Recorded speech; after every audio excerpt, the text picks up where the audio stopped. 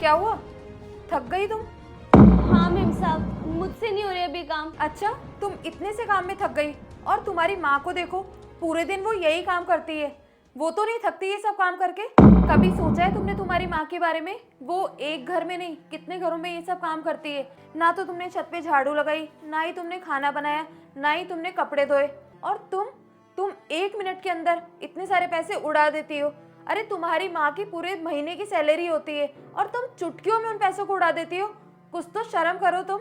तुम्हें पता है आलिया, तुम्हारी माँ ये सब काम क्यों करती है? ताकि तुम्हारी अच्छी परवरिश हो सके, तुम अच्छे कॉलेज में पढ़ सको, तुम ना अच्छे कपड़े पहन सको। बस तुम्हारी खुशी के लिए वो इतनी मेहनत करती है। एक बार तुम तुम्हारी जैकेट देखो, कम से कम ये 2000 रुपये तक की तो आराम से होगी। और तुमने ब्रांडेड जीन्स भी पहन रखी है। एक बार तुम्हारी माँ की चप्पल देखो, वही 100-200 रुपये वाली चप्पल होगी पैरों में।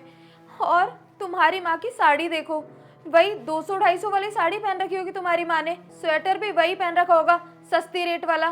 क्या तुम्हारी माँ की कोई ख्वाहिश नहीं है? वो अपने सपने पूरा नहीं करना चाहती, लेकिन नहीं कर सकती। क्यों? क्योंकि वो सबसे पहले तुम्हारी ख्वाहिशें और सपने पूरा करती है, ताकि तुम्हें अच्छे कॉलेज में पढ़ा सके, तुम्हारी अच्छी से परवरिश कर सके। ये सब छोड़ो, तुम्हें समझाने का ना कोई फायदा नहीं है। मैंने तुम्हें तुम्हारे 5000 देने के लिए बोला था, मैं तुम्हें पूरे 6000 रुपये दूंगी। तुम जाओ अपनी फ्रेंडों के साथ अच्छे से मकर संक्रांति सेलिब्रेट करो, मैं पैसे लेकर आती हूँ। रुकिए मेम साहब, मुझे कोई पैसे नहीं चाहिए। और आज ना आपने एकदम सही कहा, आपने मेरी आंखें खोल दी। मैं हमेशा से ना अपनी माँ को पता नहीं क्या कुछ नहीं बोलती। मेरी माँ, उनकी इतनी उम्र हो गई, फिर भी वो सबके घर में जाके काम करती है और इतनी मुश्किल से पैसे कमा कर लाती है। और एक मैं हूँ जो अपने फ्रेंडों में अपनी इमेज बनाने के लिए बस यूं ही पैसे उड़ा देती हूँ।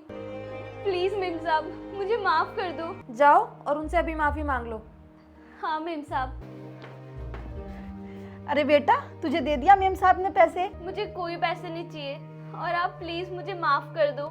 मैंने हमेशा आपके साथ बहुत बदतमीजी की। मैंने कभी समझा ही नहीं आप मेरे लिए कितनी मेहनत कर रहे हो। मेरे को इतनी अच्छी परवरिश दी आपने, और मैंने हमेशा आपकी इंसल्ट की। मुझे सच में ये देख के बहुत खुशी हुई कि तुझे वक्त रहते ये सब समझ आ गया कि तेरी माँ कैसे कैसे करके तेरा जीवन और पालन पोषण कर रही है। मैं सच में आज बहुत खुश हूँ कि मेरी बेटी को सब समझ आ गया।